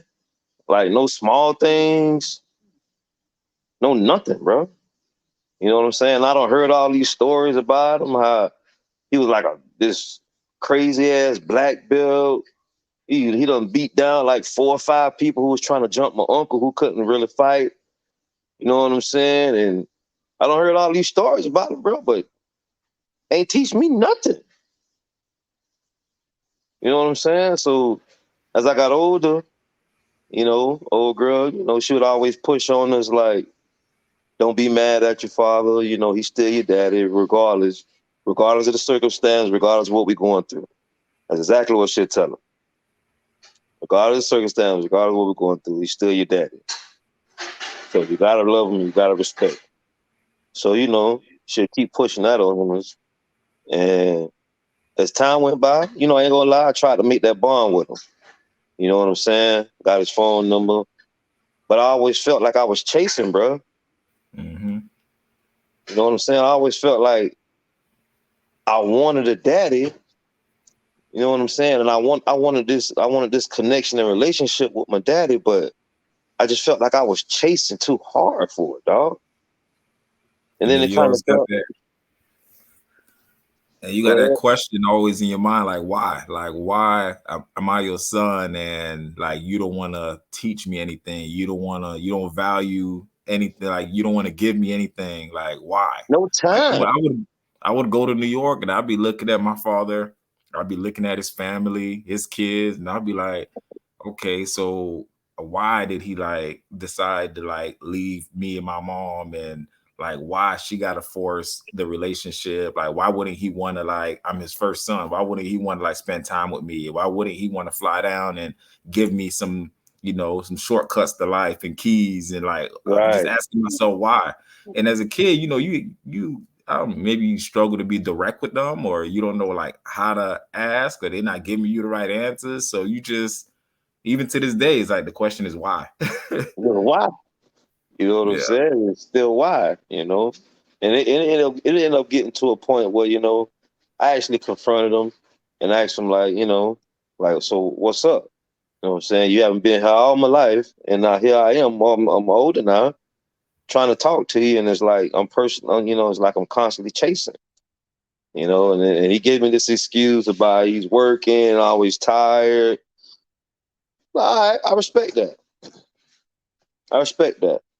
So but I just had to sit and talk with myself, and it was a long talk. Well, you know why? It was just something where I just had to let it go. You know what I'm saying? No hard feelings. No hatred. I still love him.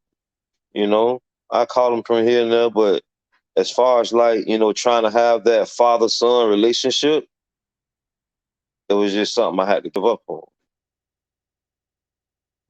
I think the most important part is for you guys to not try to internalize that and think that there was anything that you guys did wrong or anything that you guys could have done differently, because you can't control other people's actions and how they move and how they feel. So I think the most important part is for you guys to know that it probably had nothing to do with y'all.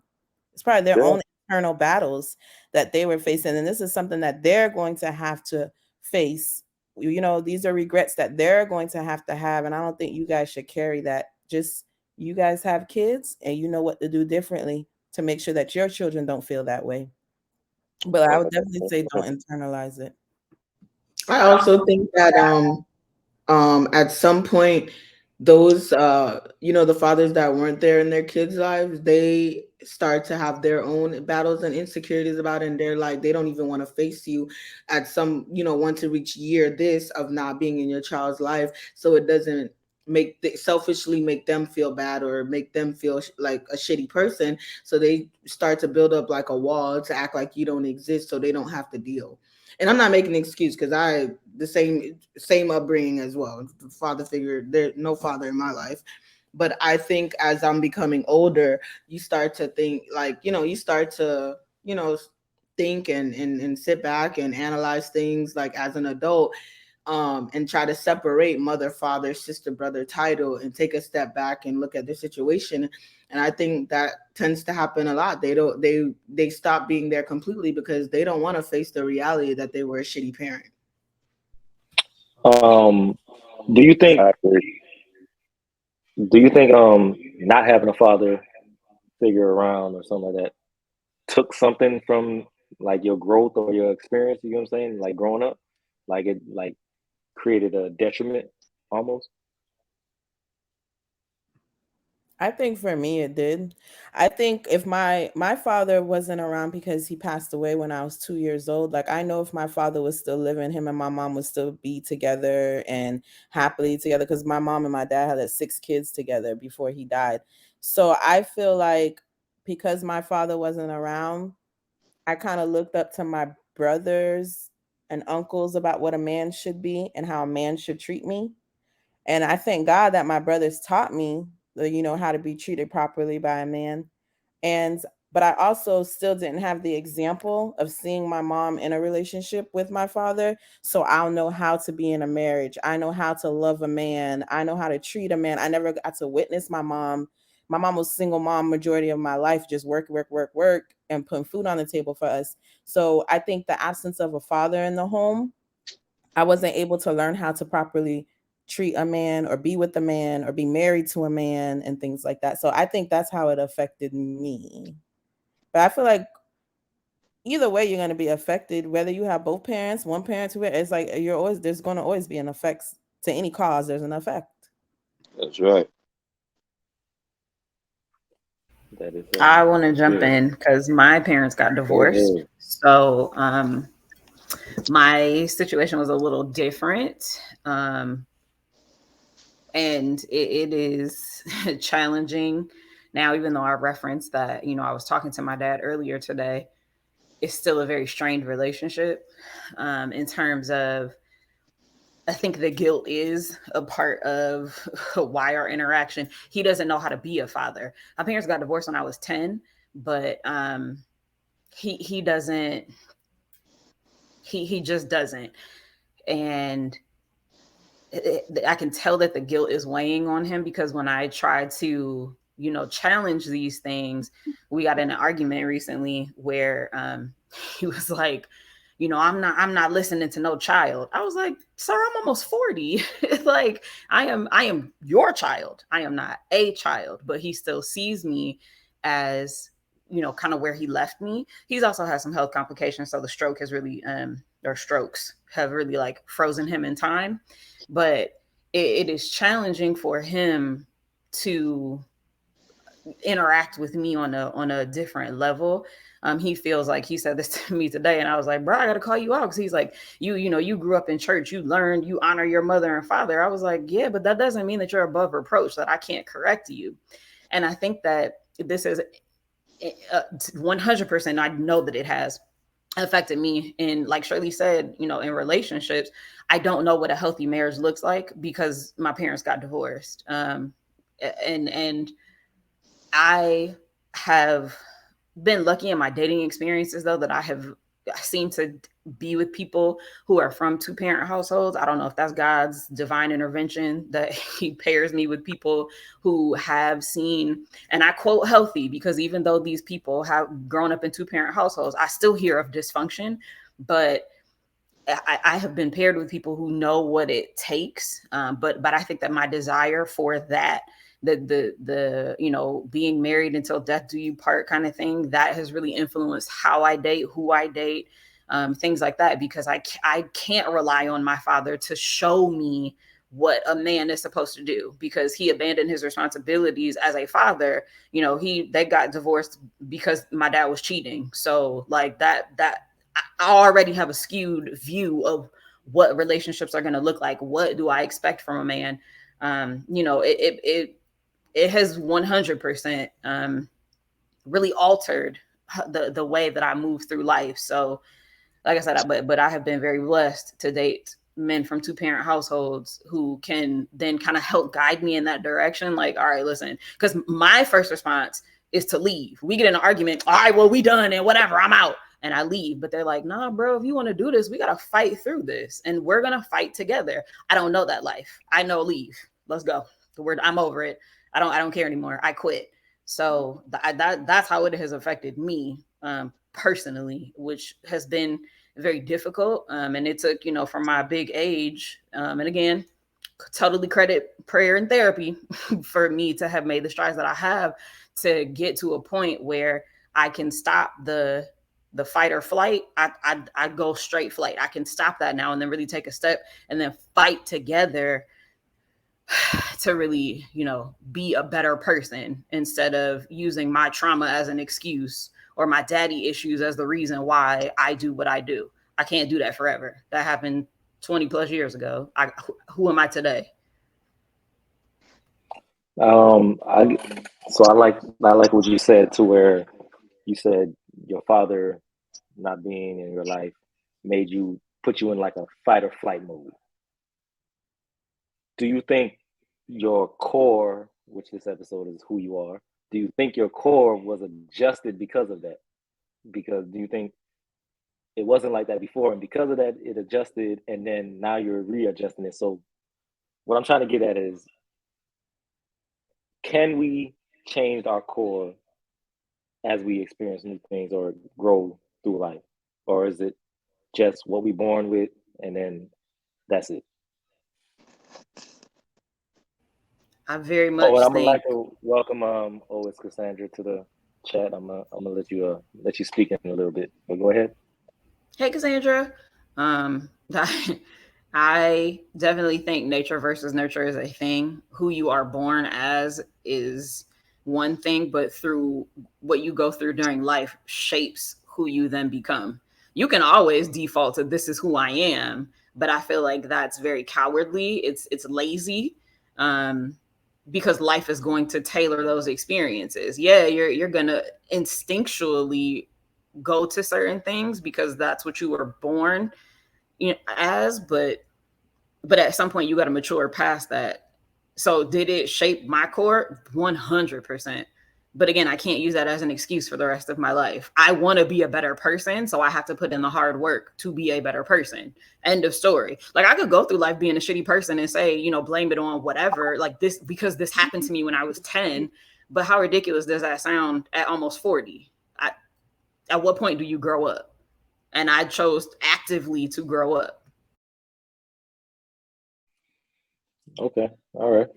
I like that. Or Cassandra, do you think being raised in a single parent household created a void? Like void by void, I mean deficit or like if you was a man being raised by a single mother, like I think Delicious Mona said, like her brother was is more emotional, like, and then maybe he didn't get as much firm masculine like energy, stuff like that. Do you think it created a void in your life? Well, good evening, everybody. So I do believe, obviously, anybody on here who does, who's Junior? I was gonna ask, who's Junior? Junior. Junior. Junior. That's Q and them brother. Junior. You Yeah, you know, Junior, stop. know Show Junior. your face. Show your face. I can't right now. Okay. I really don't know who that is. I promise you, I don't know. That's Stop Fritz, lying, bro. Fritz cousin, Junior. Oh, Girl, you know, hold up, child. bruh. You need to show your face. Show your face. Talking about you ain't doing nothing. You don't got no little Answer kids. the You can damn show your question, face. Cassandra. We ain't got time for this shit. Anyway, anyway, so yeah, I do believe it created a void. If you do know me pre-Christ, you know I was a very rageful, very angry, very spur of the moment type person, and that all came, you know, full circle or centered. If you know who my mom is, that played a big role in it. I think if I would have had my father, I still probably would have been very angry because my dad is a very angry person. So, but I do think I would have found a way to be able to think things through a little bit more instead of just always rah. Because now I have that mindset where I'm not as aggressive as I was before. Sometimes, you know, I have moments like that, but through Christianity, my personality has toned down a great deal. I'm not who I used to be. And as far as it creating a void, I think it just made me want or desire to prove that you can have a successful home without being independent or without being just you and your kids. So I wanted I do believe that it created a void, but right now I'm working on dealing with that void so I don't have to continue to live the way that I was brought up. I I know like you that. just posted Cliff, but I just have one question. Unruly. Go ahead, Mona, and then I'll do my question.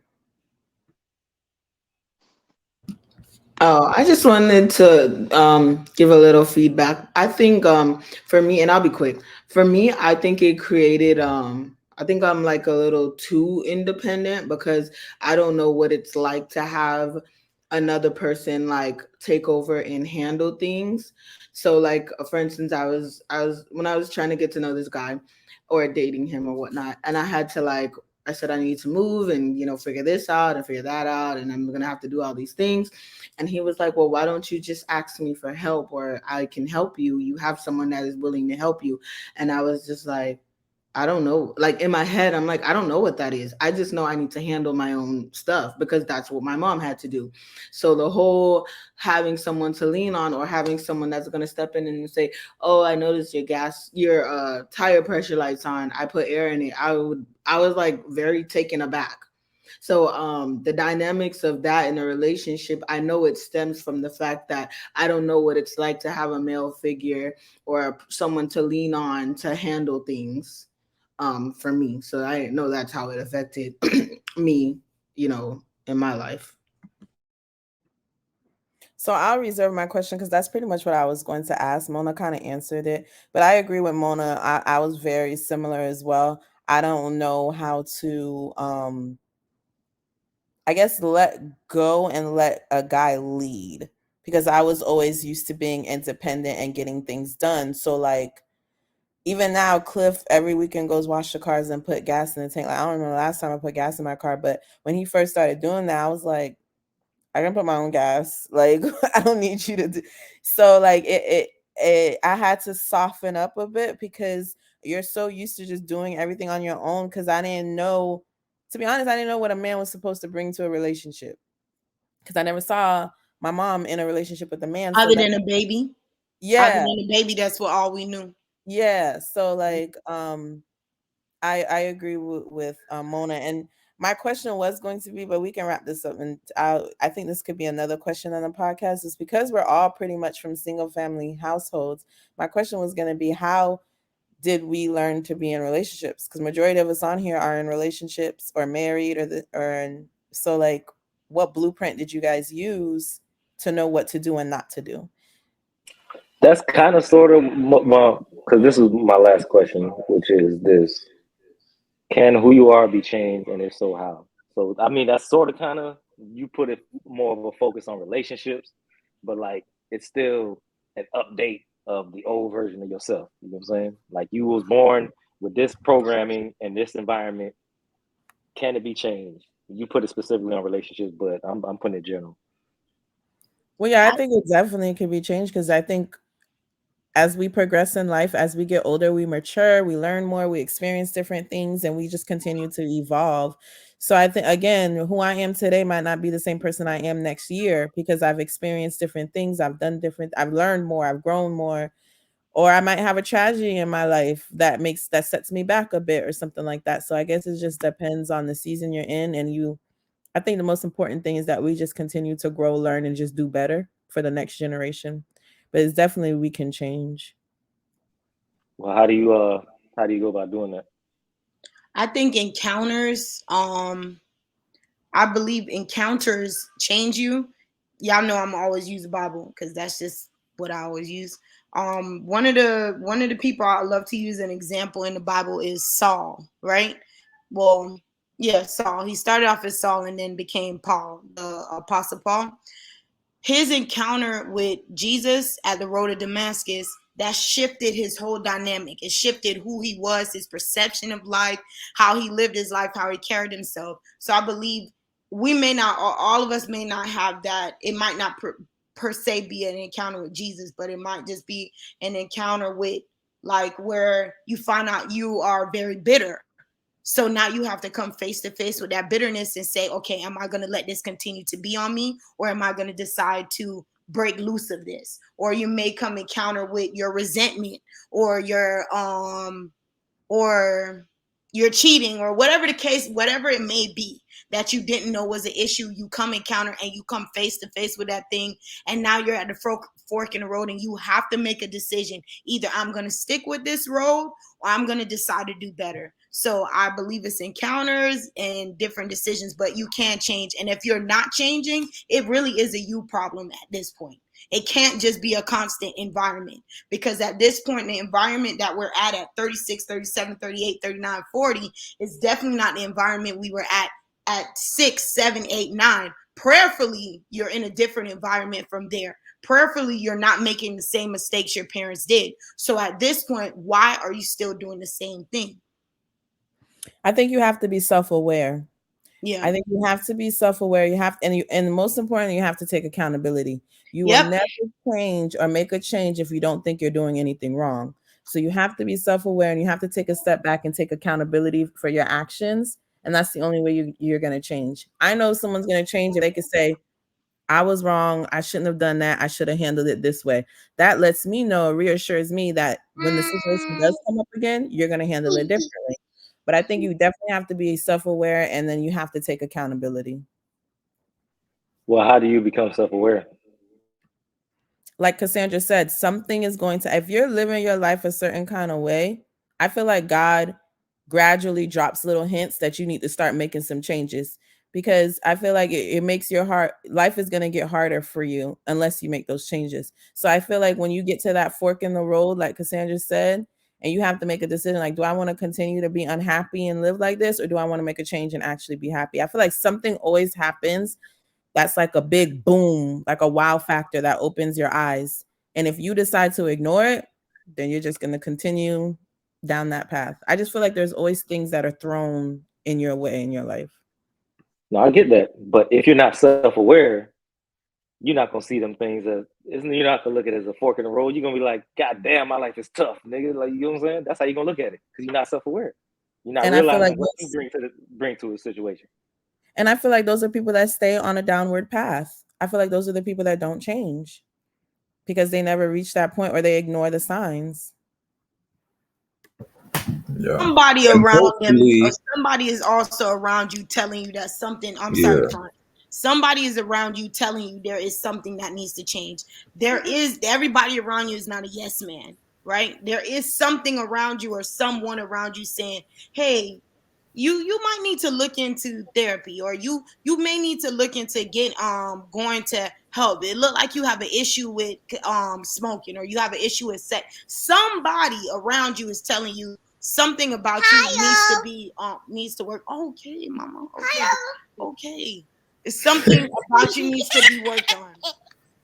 Yeah, that's exactly what I was gonna say, Cassandra. Like, I feel like you get before the big wow factor, whatever that thing is, there should be some subtle signs along the way, and it could be so subtle that you miss it. But hopefully, you got a good circle, some folks around you that care about you, and they checking you on it too. So they checking you on whatever it is that you need to change, unless you're just hiding it from everybody. But hopefully they see what's going on. The signs is telling you what's going on. If it's not, if you ain't listening to the signs, your friends, your family, they telling you what's going on. And then if you just disregard everything, you get that wow, and then it's up to you from there. So Yeah, but yeah, see, that's the thing though. We as human beings, we like to pick and choose, on what we want to pay attention to. You know what I'm saying? And it could be for whatever the reason is, you know. But are we willing to sacrifice? You know what I'm saying? And swallow our pride, you know, to give up something that we really want in order to actually go for something that we actually need. it's not That's easy. that was kind of my point, was where I was saying, like, if you're not self-aware, you know what I'm saying? Like, how you even That's gonna know you're right. supposed to change? Well, if you're not You aware of have that to shit, be well, you're gonna self-aware. move how you move. That's 100% right. 100%. That's part of the question. Like, how do you become self-aware? You know what I'm saying? That's I think the ultimate question, because like we said, okay, being we everybody's starting from the bottom. As Black people, we at the bottom, and then we work our way, and we trying to work up Maslow's hierarchy of needs, bro. But self-actualization is when you self-aware. But how do you get there? Do you get do you You got to okay, keep your that third basic stuff eye is met? open, man. Got to I keep that mean, third eye open, man. You know what I'm saying? We just can't look at things for what they is. You got to keep that spiritual eye open too. You know, because some things that like I said earlier, it could be a loaded question. You Yeah. can see one thing's one way, and it could be something totally different.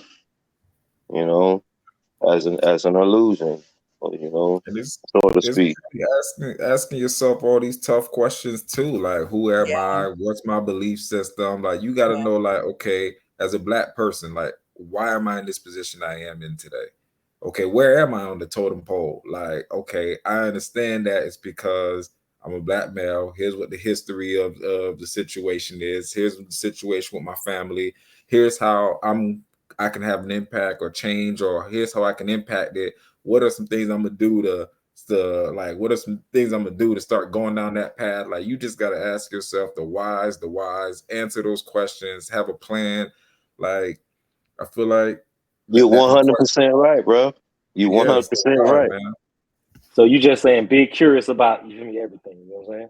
You got to be Just be curious. Yeah, always inquisitive be and learning. question, Gotta be. always question yourself. You know what I'm saying? Always question yourself, man. Always. I feel like to piggyback off of that, I feel like you have to be able to, like, in a sense, read the room. If your child does not want to hug you, obviously, if they realize, if your child isn't coming to you to for certain situations, obviously they feel like you have a wall up. They can't, they can't speak to you because you're this type of father or mother. I feel like if your friends or your family isn't inviting you to gatherings or this or that, what am I doing wrong? What am I putting out there that's leading to this person not wanting to interact with me, or this person isn't calling me anymore? Like, read the room. And then that's when you should take a step back and, like, okay, so what did I do? What did I contribute to this situation? I think me and Shirley was talking about this earlier.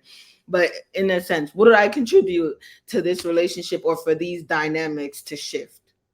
I think that's one of the, read the room. Like, see how people are interacting with you and why is that. We all know if we go into a store and it's like, say it's like, some, I don't know, whatever, Asian, white, we're in a predominantly white community and they're looking at us a certain way, or we're being looked at or followed or something. It's, why is that? Because I'm black. Read the room. Like, you know what I'm saying?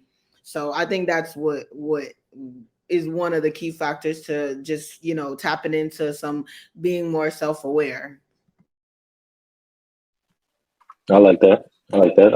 Any other comments on this one? Or are we gonna cut it out right before we get 2 hours? Y'all got anything else to say? I was just gonna say that it's important to surround yourself with people that, like Cassandra was saying, that are not yes men, people that are not afraid to tell you that you need to grow or do better.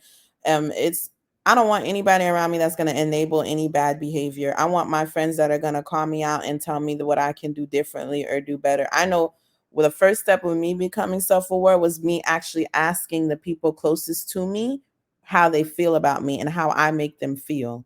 And that's how I was able to identify, like, dang, I do that. I do that. I didn't know.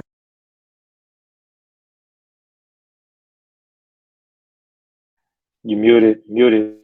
Oh, sorry. I was going to say, I just think it's really important to have people around you that are not afraid to tell you about yourself. And then also, you have to be in a space where you can receive it. Because you can have people that are going to tell you, but if you're not ready to receive, I don't know, my computer keep doing that. But if you're not gonna take the accountability and you're not ready to receive it, you get defensive and all that stuff.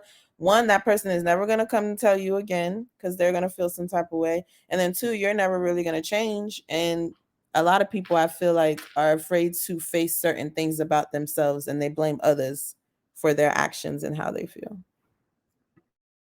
I I I think agree. I don't know if everybody in the room does it, but I know ever since I turned like 30, 6 years ago, I started taking like that day or even before that, even that week, and I started to like look over and analyze and pray and see if I'm where the Lord want me to be, if I'm doing the things I'm supposed to be doing, or if I'm off track, how did I get off track? So that this specific year I can get on course. Sometimes it's a great year, sometimes it's not, because you have your ups and your downs, but you should take time out every year, even if it's once a year, or I would say twice a year, to kind of figure out where you're located. Like, have you any relationships ended? I know that when a relationship ends, you can't always do like an exit interview and be like, what was it that made our friendship end, or what was it that made our relationship end? But if you can, I highly suggest you do exit interviews. Find out. We're old enough. I mean, if a relationship breaks up now, I can't see why we wouldn't be able to be like, you know what, why we stopped being friends, what was it? And even if they answer you and it's something that you weren't ready for, at least it's something you can say, I might put this on my list to work on, because you're not the first person to tell me I'm mean, or you're not the first person to tell me I'm angry. So maybe I need to work on this. Maybe this is, like Franz was saying, this is the sign. That's my sign.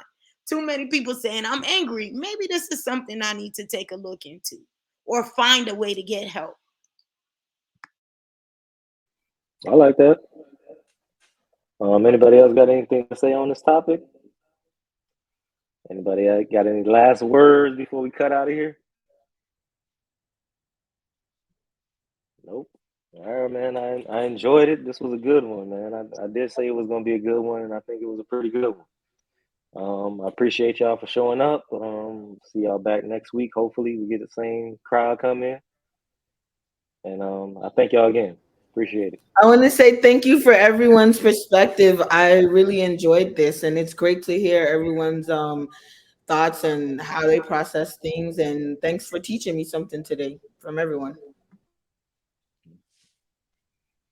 And on that note, we're gonna sign off. Appreciate y'all. Good luck. Bye.